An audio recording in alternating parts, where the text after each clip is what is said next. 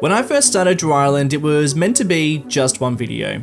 Starting with an absurdly small island and watching it develop into a thriving metropolis was always going to be the end goal. Start small, build fast, keep Drew alive, try not to go bankrupt. All things considered, I think it went pretty well. Maybe too well. Because something I didn't plan was, I kinda like the city. So much so that I don't really want to give it up. I want to keep going. So I've been continuing to develop the cities and expand the islands when need be. However, there is an overwhelming problem that is only getting worse. Cities in real life are heavily influenced by their surroundings. St. Andros has no surroundings. And that's an issue I can't ignore any longer. Welcome back to St. Andros, as you know it.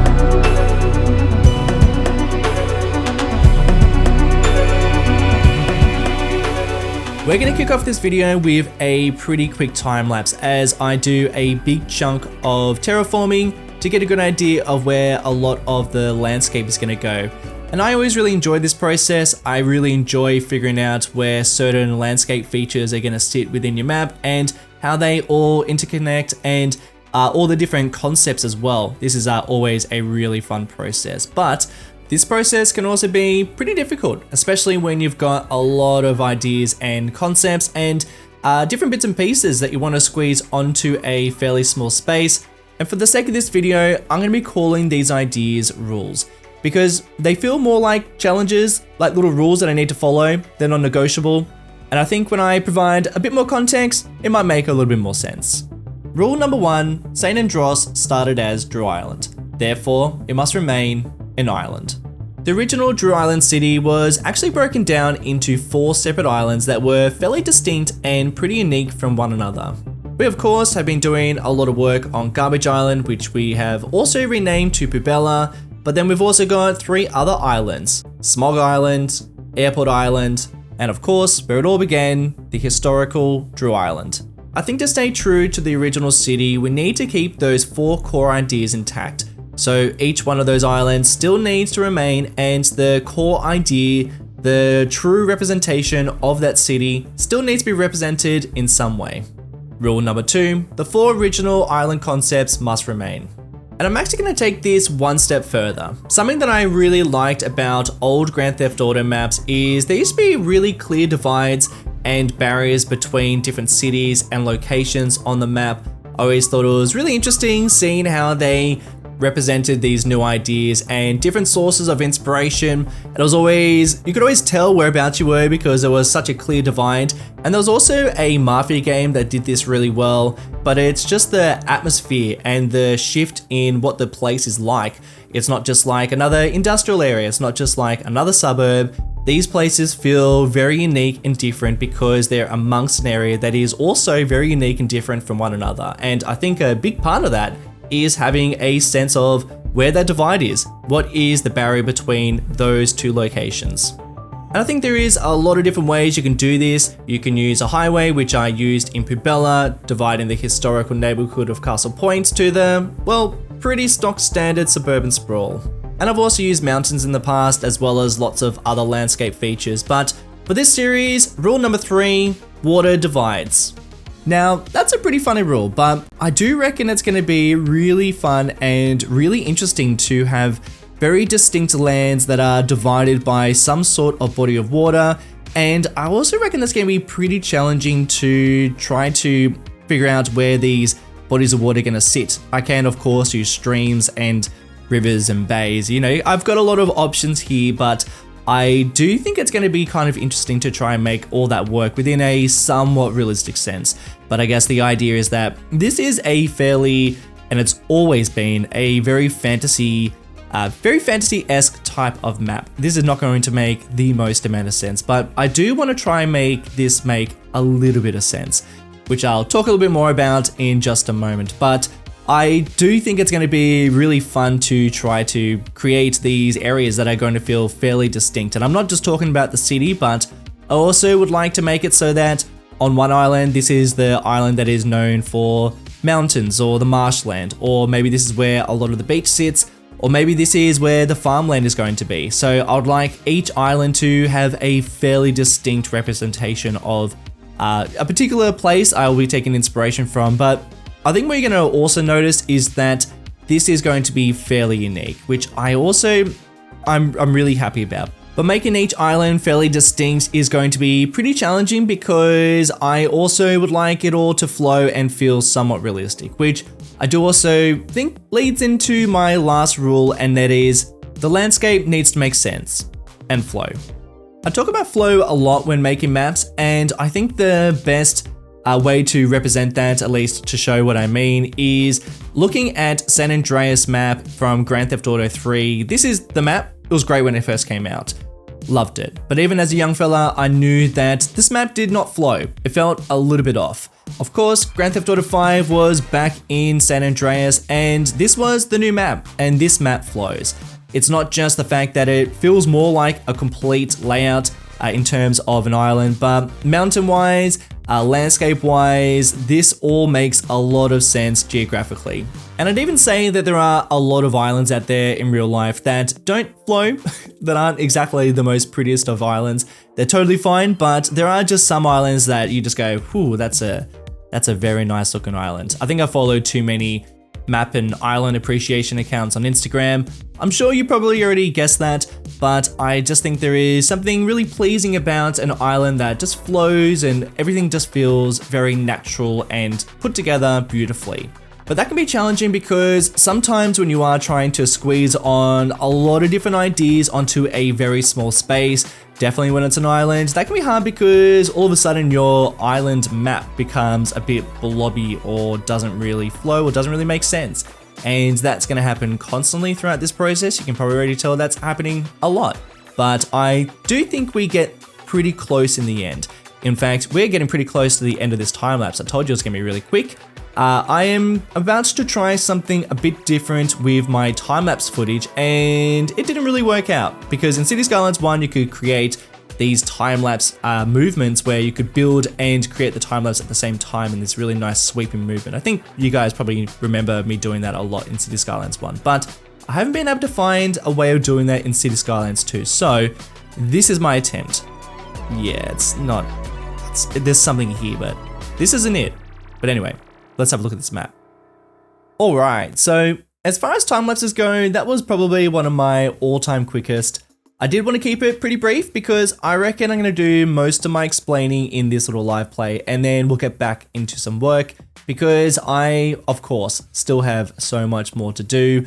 I really only have a whole bunch of blobby little land masses, and that is about it. I do have a lot of bits and pieces that I want to add into some of these areas, including trees and beaches, and even changing some of the terrain ever so slightly just to make a bit more sense. In fact, I can already tell one area that I think needs a major overhaul, which I'll talk about in just a moment. But what I won't really be talking about in all of this, probably save it for the end of the episode, but I'm not going to talk too much about the city because there's a lot to explain with this one, and that might be best suited for possibly the next episode. And I've kept the landscape fairly vague and pretty blobby because I do need to still figure out where a lot of these big landscape features are going to sit. But then also, the water within City Skylines 2 does take a pretty long time to find its final resting point. And I think a good example of that is if I was to go back down to my marshland, I mean, that gives you a pretty good idea of how much the water has changed since doing that terraforming. It is pretty significant. The water used to sit where this darker area of mud is, but yeah, it's all the way down here now. So it's a little bit concerning because I've done a lot of work around here and I don't want to see it changed by, doing any terraforming because I'm about to do a whole lot more. So we'll just have to keep an eye on it. I am fairly sure it's on its way back, but yeah, that is something we do need to keep an eye on, especially because this is not going to be the only marshland. We're going to have a lot of it. All of this area is in fact going to be marshland, which is pretty big. It's much larger than the original, and that original took quite a long time. But that was a bit of a proof of concept. Now that I've got a pretty good idea of how to make these things and how to improve on it, I'm feeling pretty keen to build something like this. But this would be a much larger project, and a bit later on within this series, let's talk about some other areas first. So starting with this island, which I am pretty happy with the general shape of it, I do have a couple of smaller little mountains, and they will continue to be fairly small. I might even add an extra one just to really show that this is a bit of a hilly place, but that's what the vibe is going to be. A bit hilly, a little bit mountainous, and a whole lot of little beaches which will sit within these little inlets, which I am pretty keen to get into. In terms of a town, I reckon I might do something around here. And I did see this really great Reddit post a couple of weeks ago, which was a really sneaky way of creating an outside connection within a car ferry. And all these props and all these little bits of detail is just so fabulous. I'm hoping to do something like this for sure. But I reckon a little town over here with a car ferry, and then that connects up to St. Andros, of course, and the highway, this would be a great little spot for that. So that's what I'm thinking within that little bay and connected to that river. I've also, as you can tell, started to figure out where some of the largest mountains are going to sit, and I reckon that I'm going to keep this fairly forested. This is going to have a lot of the forest within the map, and this is going to have two large mountains, which I think is going to frame the city really nicely. So this will be the nature focus. This will have a lot of the forest, a lot of the wilderness, and I am still figuring out what this is going to look like. I don't think it's going to look exactly like this, but it's not high on the priority list. It's just going to be a bit of an idea, and we can get back to it when we're a little bit closer to building out here. I think the bulk of the agriculture is going to sit on this island, and of course this will continue to have some forests and some beaches and maybe a couple of, well, actually a fair few dotted towns around here, but I think the bulk of it is going to be farmland, and it's going to be a nice transition from what is going to be a pretty big wilderness type of area into a bit more farmland and agriculture, and then creeping over to this area, which is going to be mostly marshland. This area in particular is pretty high on my priority list because it is an area that I've been wanting to build for a long time and didn't really think I was going to be building something like this within this series, but I have always wanted to build an area that looks like this part of the East Coast, which is, I think, really fascinating. There are a lot of different marshlands and different beaches and a whole bunch of different cities that interact with environments like this within the East Coast. So we have, of course, all around Long Island. We could do something similar to New Jersey. We could do something similar to Atlantic City. All these places I think are just very atmospheric and I think would be a really cool fit for St. Andros. But something that I have not totally mastered around this area is the flow. I don't think the flow is quite right. And the problem is that I've tried to fit in more land than I probably need. I don't need that much land. All over here is a bit clunky and a bit flat, and personally, I reckon I can do a whole lot better.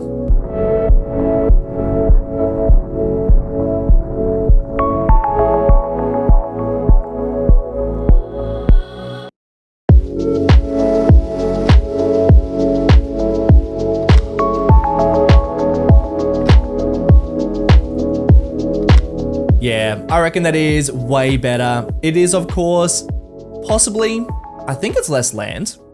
It is probably less land. But the roundness of these islands, I think, just ties in and flows in. It just makes it all feel a little bit more flowy. And that's really important to me. And it gives us a bit more room for different ideas. And I just think it just makes it feel a little bit more natural. But I am still not totally satisfied with this part of the map. It feels very flat and not totally realistic. I don't know. We could maybe do a little bit more to fix it.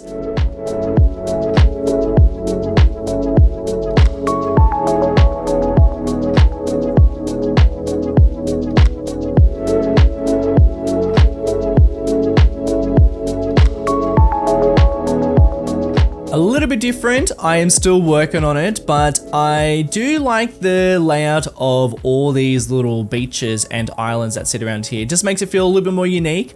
I did find this really interesting spot within the East Coast, and I don't really know what this area is.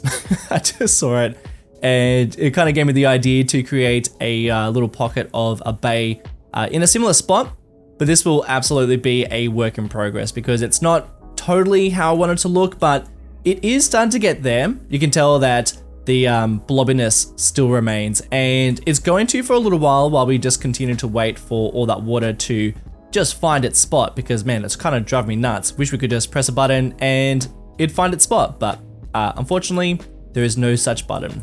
The challenging thing with this map is that the city is right in the middle, and you might be thinking, isn't that a good thing? Don't you want your city in the middle so you can expand him and make it all nice and big? Well, not really, not for me at least. I always put my cities in the far corner, the furthest possible spot, so then I have a great deal of distance between the city, or at least the main city, and then everything else. But with the city being right in the middle, it does complicate things a little bit, but what I do like about this is that it does feel like the landscape is all centered around the city, and that is a bit of a nice change.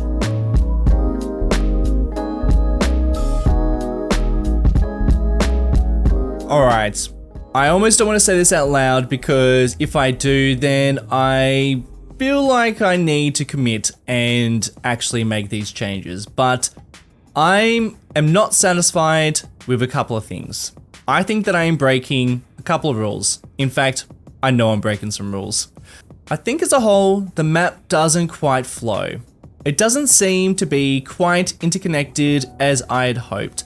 I think that what we really need is some sort of central mountain that is kind of connecting it all together, so that the marshland feels like it's a bit of a runoff from that mountain. We can have a bit of a mountain range as well, and leading into the hillside. So the flow is off, and I hate to admit it because I think that's going to be a pretty significant change, but there is something else. All of this is a total mess, and Smog Island used to sit here, and I have moved it.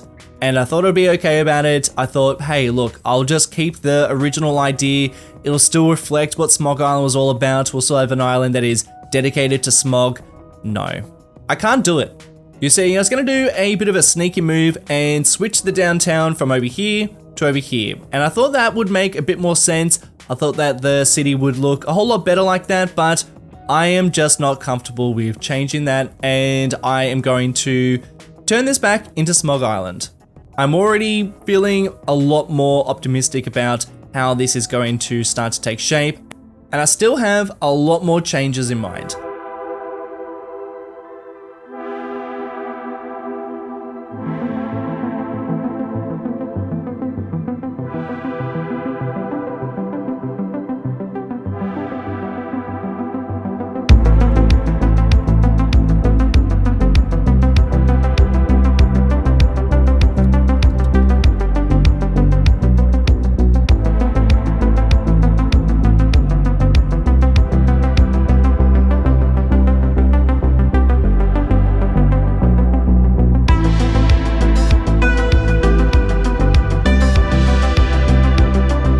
Well, multiple days later and many hours later, and this is somewhat the end result.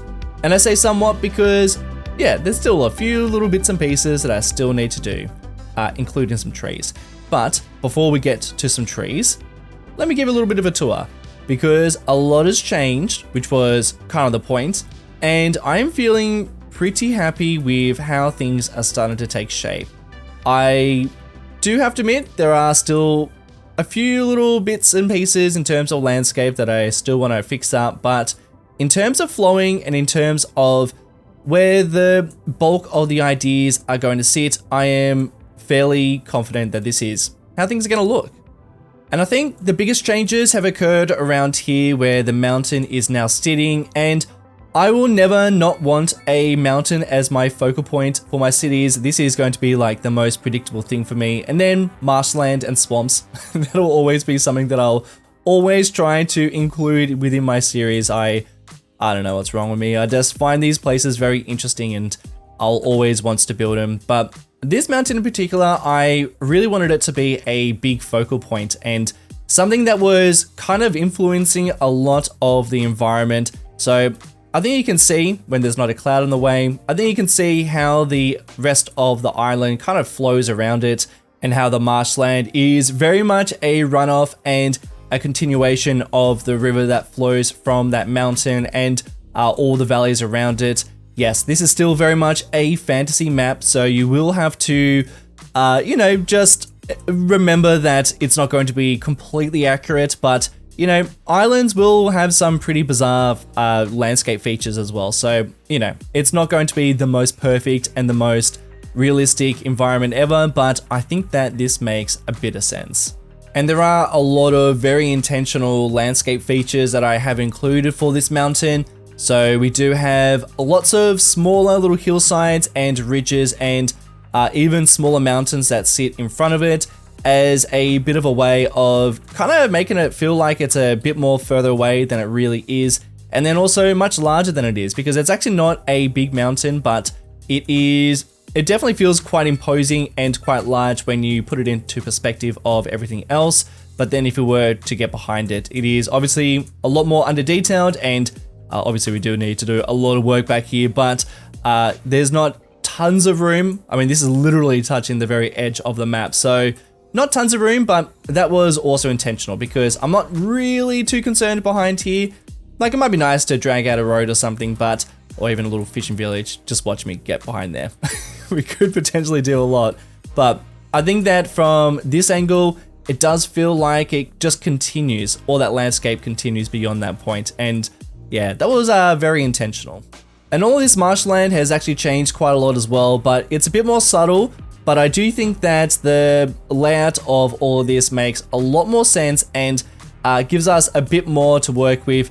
But a bit of a game changer for me was separating this section to this section. And I know it looks pretty much exactly the same, but for me, this is going to represent a bit more of nature. I'm hoping to get to some farmland that'll sit around here as well, but around here will be more of a continuation of St. Andros. And I did mention that some sort of Coney Island will sit on this one, so I reckon that'll look really nice as maybe like the end of St. Andros as it flows into the rest of this environment, which, geez, if we get to it, that's gonna be pretty interesting.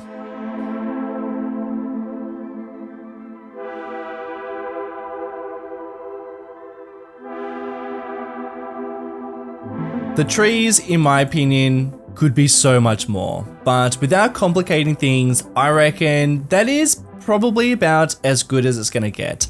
I don't want to overcomplicate things because I am for sure going to be changing as we go, and we will be getting into more detail and figuring out what the landscape is going to look like. But in terms of influencing the rest of the city, this is a really, really great start. And I'm really excited to see how St. Andros is going to be influenced by this environment now. I've already got a whole bunch of ideas, and a lot of extra things have kind of just popped up, which I didn't really expect.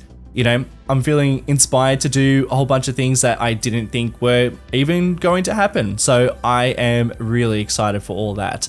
I also really like it from this angle, by the way. I feel like something that I really wanted but didn't know if I could achieve it was for the city and the island to look good from multiple angles. But what do you reckon?